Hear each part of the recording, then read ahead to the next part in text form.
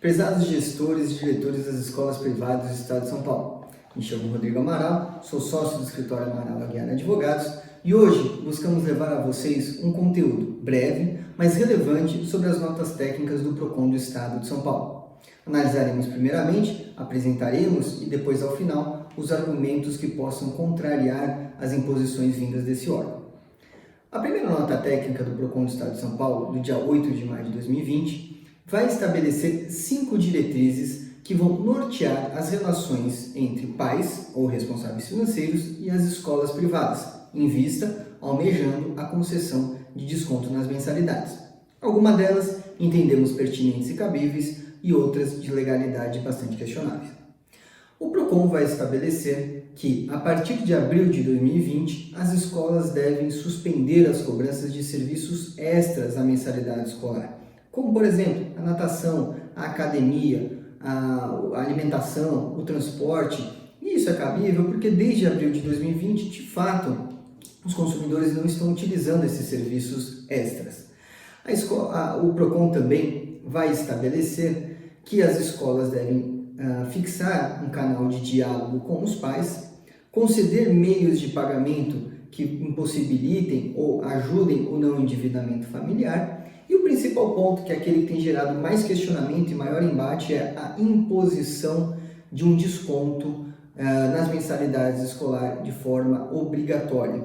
Notem vocês que o PROCON do Estado de São Paulo ele não fixa um percentual de desconto, mas ele fixa sim a obrigatoriedade da concessão de algum desconto. E tudo isso sob pena de multa administrativa. Além disso, soma-se a isso. E por que a gente fala soma-se a isso?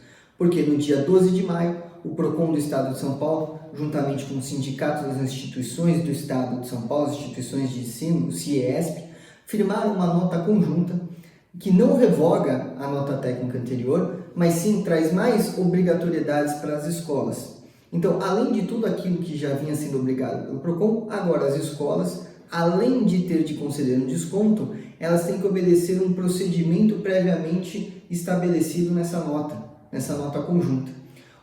Nessa nota conjunta, fica estabelecido que as escolas devem ter uma negociação, e essa negociação não pode durar mais do que 7 dias. As escolas não podem condicionar o início da negociação, a continuidade ou a conclusão em razão de documentos que não foram apresentados pelos pais. A escola deve acreditar o que se chama de verossimilhança, que a nota fala da verossimilhança, ou seja, as escolas devem acreditar que aquilo que os pais estão falando é verdade. E o resultado final não pode ser uma negativa expressa ou a não concessão do desconto. Portanto, a teor da nota técnica do PROCON, em ato conjunto com o CIESP, continua a obrigatoriedade da concessão de algum desconto pelas escolas privadas do Estado de São Paulo. Coincidentemente, também no dia 12 de maio, o Sistema Nacional de Defesa do Consumidor, o CNDC, emitiu a sua nota técnica, a qual foi analisada pelo escritório e reputada com bastante abrangência. Essa nota técnica do CNDC ela é bastante ampla, ela entra em pontos não enfrentados pelo PROCON e ela é mais abrangente, como eu mencionei. No ponto que pertine, o CNDC, em relação a desconto de mensalidade escolar, ele é contrário à obrigatoriedade da fixação de um desconto linear. O que é o desconto linear? É aquele percentual aplicável obrigatoriamente a todas as escolas, a todas as famílias, sem considerar a peculiaridade de cada instituição e a necessidade de cada família. O CNDC, em seu parecer, vem amparado com uma posição do CAD, que é o Conselho Administrativo de Direito Econômico, que entende que a imposição de um desconto linear, de um percentual fixo, fere o direito à livre concorrência. Hoje, o Ministério da Justiça emitiu um parecer contrário também à fixação de um desconto linear, pois, na visão do Ministério, não está sendo considerado alto índice de inadimplência. Hoje, as escolas do Estado de São Paulo já sofrem com uma inadimplência superior a 20,9%. Sobre a imposição de desconto linear, o escritório já teve a oportunidade de apresentar a sua posição, analisando o projeto de lei do desconto de 30%. Isso foi feito em nossa live, um vídeo anterior a esse, que está disponível no nosso canal no YouTube. Caso você tenha interesse em vê-lo, nos procure no contato @amaralaguiar.com.br e encaminharemos o link para você. Pois bem, voltando à posição do Sistema Nacional de Defesa do Consumidor, em sua nota técnica, o Sistema Nacional de Defesa do Consumidor não obriga a concessão de um desconto. Ele sugere que as escolas promovam uma negociação que seja sadia, uma negociação cujo resultado seja aproveitado por todos, seja bom para a escola e seja bom para a família, mas não há uma obrigatoriedade vinda pelo Sistema Nacional de Defesa do Consumidor. Na visão do escritório, nós entendemos que a nota técnica do PROCON ela é impertinente. Primeiro porque ela ela aguça uma relação já muito desgastada em razão dessa pandemia. Muitas escolas vêm sofrendo pressão por parte dos pais em razão de pedidos de desconto. Essa nota técnica do PROCON vai municiar os pais e vai coagir a escola a conceder descontos.